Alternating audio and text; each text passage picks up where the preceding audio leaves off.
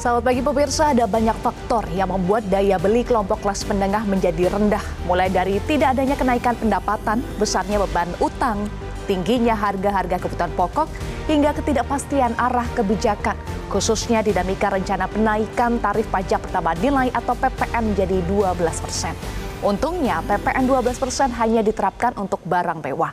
Kondisi ini tentu harus mendapatkan perhatian besar lantaran jumlah kelas menengah dan menuju kelas menengah pada 2024 adalah 66,35% dari total populasi Indonesia. Amatlah berbahaya ketika lebih dari separuh masyarakat mengalami kesulitan ekonomi. Inilah editorial Media Indonesia edisi Sabtu 4 Januari 2025 dengan tema Waspada Inflasi Rendah. Bersama saya, Eva Wondo.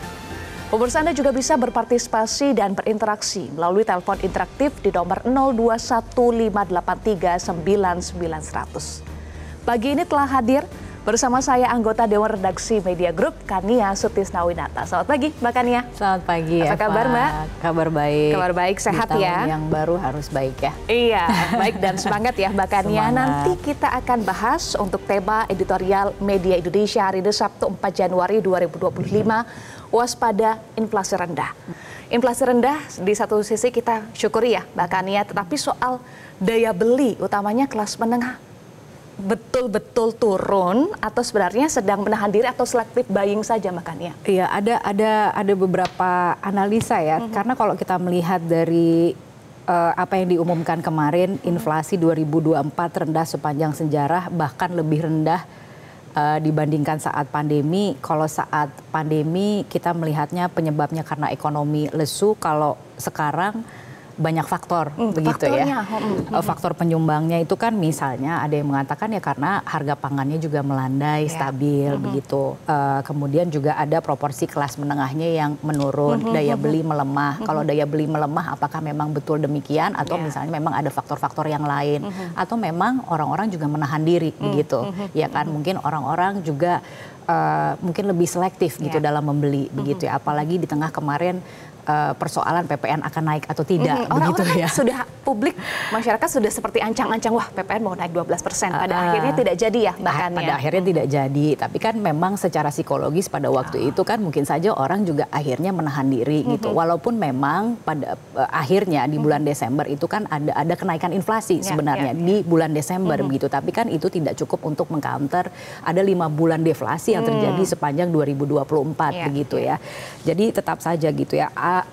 Harus agak berhati-hati begitu ya untuk melihat inflasi yang rendah sepanjang 2024 ini begitu. Nah, apakah misalnya bisa dibilang sebagai prestasi? Ya kita mengatakan memang harus agak berhati-hati, jangan terlalu silau melihat sesuatu yang terlalu. Karena ini terendah ya Mbak Kania. Karena ini terendah begitu ya sepanjang sejarah. Sepanjang gitu. sejarah. Walaupun kita memberikan apresiasi tentunya ya kepada BI dan juga stakeholder yang mengatakan ini adalah prestasi mengendalikan tingkat inflasi sehingga berada dalam rentang target begitu ya. Tapi memang kalau tadi melihat catatannya memang ke depan ini kan tantangan juga masih ada ya, terutama di tahun ini ya. Kita tidak bicara mengenai tahun depan, di tahun 2025 ini kan sekarang begitu ya. Ada beberapa catatan, momentum pertumbuhan itu tetap harus dijaga. Nah, kita tetap melihat bagaimana kebijakan yang konsisten itu dilaksanakan di tahun ini. Nanti kita bisa bahas lebih lanjut. Nanti kita bahas lebih lanjut ya Mbak Kania, termasuk tadi soal dampak psikologis yang pada akhirnya ini perlu dibuktikan lagi apakah betul daya beli betul-betul menurun atau ini dampak psikologis dari kebijakan yang sebetulnya sebelumnya mau diterbitkan tapi karena ada seorang ekonom juga yang mengatakan ya masyarakat juga sejak pandemi itu sudah agak terbiasa begitu ya menghadapi dan kemudian bisa menyesuaikan gitu ya. Mereka lebih bisa mengendalikan diri gitu untuk melakukan pembelian, untuk melakukan selective buying seperti itu. Jadi kita harus melihat juga bagaimana ke depannya gitu kebijakan seperti apa yang kemudian atau gebrakan kebijakan ekonomi apa yang ditawarkan oleh pemerintah di tahun 2025 ini. Itu yang dimaksud waspada inflasi rendah, termasuk juga kelompok menengah ya, kelas menengah yang ada informasinya menurun Mbak Kania. Nanti kita akan bahas lebih lanjut pemirsa, inilah tema editorial Media Indonesia hari ini, waspada inflasi rendah.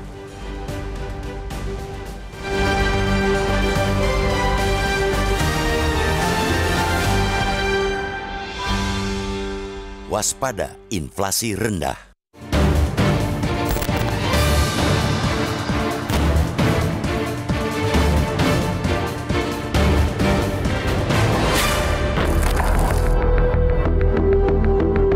Badan Pusat Statistik atau BPS melaporkan inflasi 2024 sebesar 1,57% secara tahunan year on year, menjadi yang terendah sejak 1958. Inflasi rendah ini sejatinya tidak untuk dibangga-banggakan, tidak pula patut membuat terlena. Ia bukan prestasi, melainkan sebuah alarm bagi pemangku kepentingan.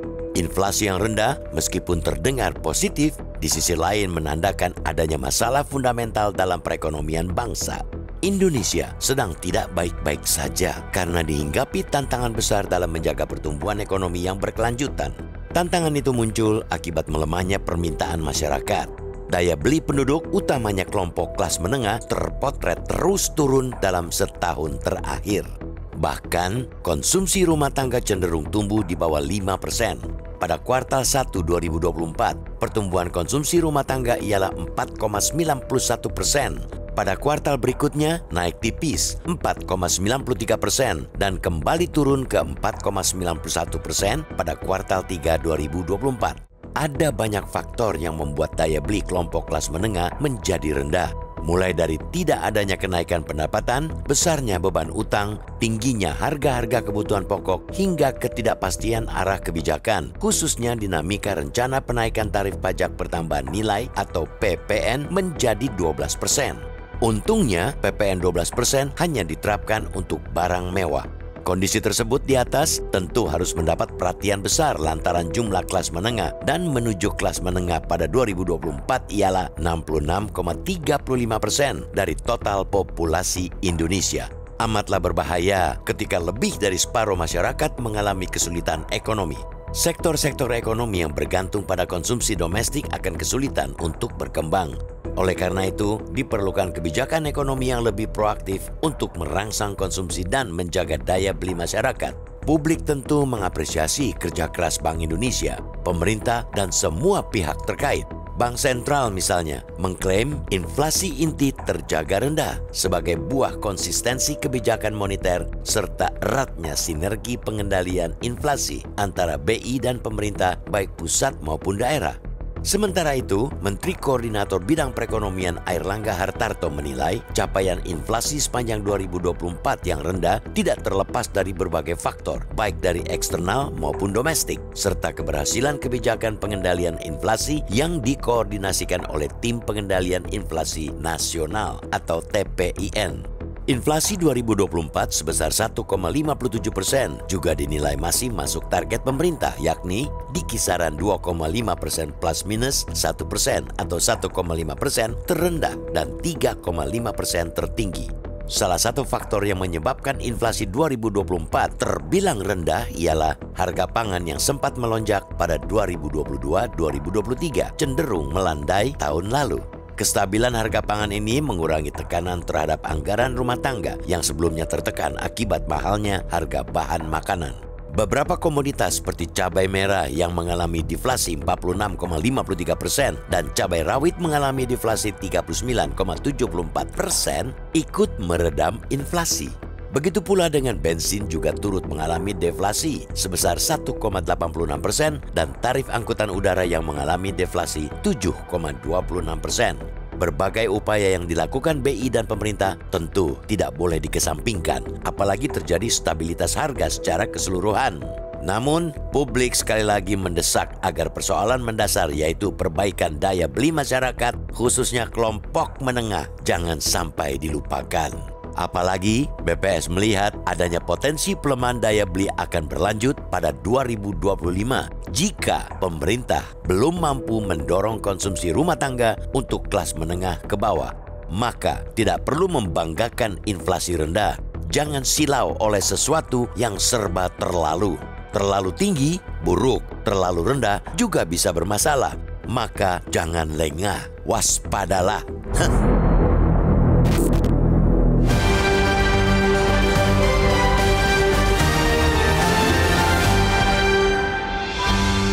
Pemirsa, kami jeda dulu, editorial BD Indonesia akan kembali usai jeda.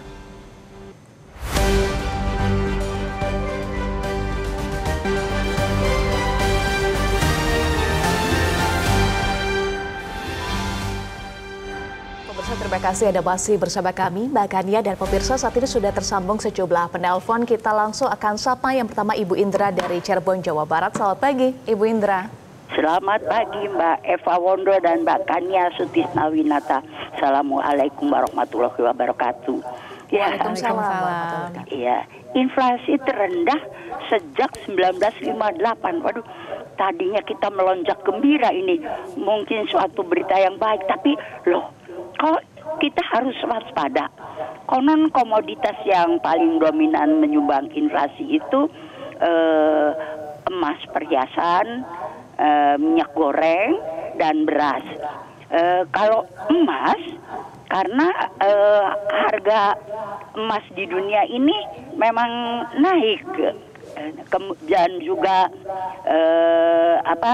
minyak goreng juga karena minyak sawit mentah itu seperti dulu juga rata-rata naik. Sementara kalau beras karena produktivitasnya menurun. Nah, tapi pemerintah sudah berusaha untuk menanggulangi. Katanya bantuan beras tahun ini akan ditambah sebanyak 6 kali. Dan juga kita kan mendengar Pak Prabowo mendengungkan swasembada pangan dan pengupahan kenaikan buruh. Jadi saya pikir baiknya kita mengelola gaya hidup saja supaya tidak turun kelas. Terima kasih Mbak Eva. Terima kasih Ibu Indra. Berikutnya Ibu Ong. Ibu Ong Mewah di Pejaten, di Jakarta. Selamat pagi Ibu Ong. Selamat pagi Mbak Evan, Mbak Kania. Assalamualaikum warahmatullahi wabarakatuh. Waalaikumsalam warahmatullahi wabarakatuh Ibu Ong. Iya, dua-duanya cantik ya. Inflasi rendah. Iya, kita jangan bangga dulu. Karena apa? Harga pangan sekarang nilai uang kita tuh gak ada artinya Mbak Mbak Kania. Karena 100.000 kalau sudah beli beras, beli minyak udah sedikit sekali. Jadi bagaimana pemerintah untuk menaikkan daya beli masyarakat agar naik Mbak? Bukannya yang orang menengah ke atas turun ke bawah. Kita tunggu saja karena situasi dunia yang tidak menentu. Jadi semua kita terdampak lebih-lebih dengan iklim begitu Mbak Kania. Semoga saja pemerintah memikirkan jangan masyarakat pencariannya tambah rendah. Baik. Berikutnya Pak Edward dari Bengkulu. Selamat pagi Pak Edward. Selamat pagi Mbak Eva, selamat pagi Mbak Kania. Inflasi rendah suatu prestasi. Tetapi kan sekarang nilai rupiah juga meningkat. Ini ada perimbangan. Saya berpikir pemerintah sudah sebaiknya memikirkan inflasi rendah ini kan pengaruh dari ekonomi tingkat atas, di mana penghasilan mereka semakin baik. Tetapi daya beli masyarakat rendah. Program pemerintah untuk memberi stimulus harus dijalankan. Lebih banyak beri bantuan kepada rakyat kelas bawah agar daya beli, karena pengaruh dari inflasi ini adalah belanja rumah tangga. Jadi belilah bantuan-bantuan yang perlu kepada masyarakat. Berantas korupsi sebesar-besarnya, gunakan uang hasil korupsi yang bisa dihemat di APBN untuk memberikan bantuan kepada masyarakat. Terima kasih Pak Edward, terima kasih para penelpon. Bahkan nanti kita akan bahas lagi bagaimana pemerintah bisa menjaga daya beli. Usai jeda kami akan kembali. Pemirsa tetaplah bersama kami di Editorial Media Indonesia.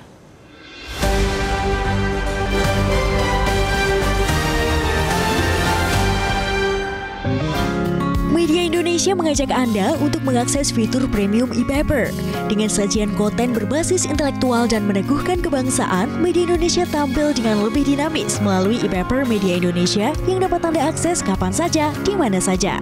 Caranya mudah, download aplikasi Media Indonesia di Android atau ketik link e-paper.mediaindonesia.com atau bisa scan QR code pada layar kaca Anda. Klik tab e-paper di bagian samping layar tablet Anda. Daftarkan data diri, serta pilih paket perlangganan e-paper Media Indonesia sesuai dengan kebutuhan Anda. Nikmati juga bonus spesial tambahan 4 halaman rubrik fokus setiap hari. Semua bisa Anda dapatkan hanya di e-paper Media Indonesia. Untuk informasi lebih lanjut, hubungi customer service di nomor 0811 1201 2018 atau kunjungi media sosial @mediaindonesia. Media Indonesia, referensi bangsa. Ya, bahkannya soal daya beli, bagaimana pemerintah bisa menjaga ini, utamanya bagi kelompok kelas menengah, bahkannya sebagai selama ini kan tulang punggung konsumsi domestik. Iya, baik. Mengomentari tadi beberapa penelpon ya, tadi luar biasa sekali catatan dari Ibu Indra, Ibu Ong dan juga Pak Edward ya, semua sudah menyampaikan aspirasinya begitu ya mengenai apa yang terjadi, terutama menjaga inflasi begitu ya, lagi-lagi menggarisbawahi tentunya menyampaikan apresiasi setinggi-tingginya kepada BI dan juga pemerintah yang sudah menjaga inflasi tetap penting begitu ya, inflasi yang rendah itu tetap sesuatu yang perlu kita apresiasi, tapi memang harus dicari cara kalau memang salah satu faktor penyumbangnya itu adalah soal pelemahan daya beli, memang harus dicari cara bagaimana pelemahan daya beli ini dicarikan strateginya begitu ya, langkah ke depannya ini apa, bagaimana kemudian daya beli kelas menengah yang dikatakan melemah ini ke depannya itu dicarikan resepnya begitu ya, salah satunya apakah pengupahannya dan lain sebagainya begitu ya, tadi yang juga sempat disampaikan, tentunya ini menjadi tantangan yang semakin kompleks begitu yang harus dihadapi oleh pemerintah.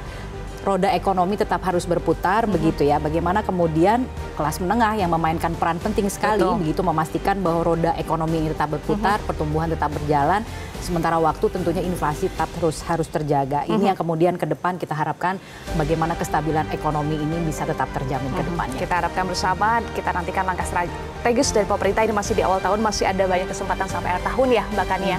Baik, terima kasih Mbak Kania sudah bergabung bersama kami di editorial Media Indonesia. Pemirsa, berbagai upaya yang dilakukan Bank Indonesia dan pemerintah tentu tidak boleh dikesampingkan, apalagi terjadi stabilitas harga secara keseluruhan. Namun publik sekali lagi mendesak agar persoalan mendasar yaitu perbaikan daya beli masyarakat, khususnya kelompok menengah, jangan sampai dilupakan. Demikian editorial Media Indonesia atas nama rekan-rekan yang bertugas, saya Pomondo pamit undur diri. Selamat pagi dan tetaplah bersama kami di Metro TV.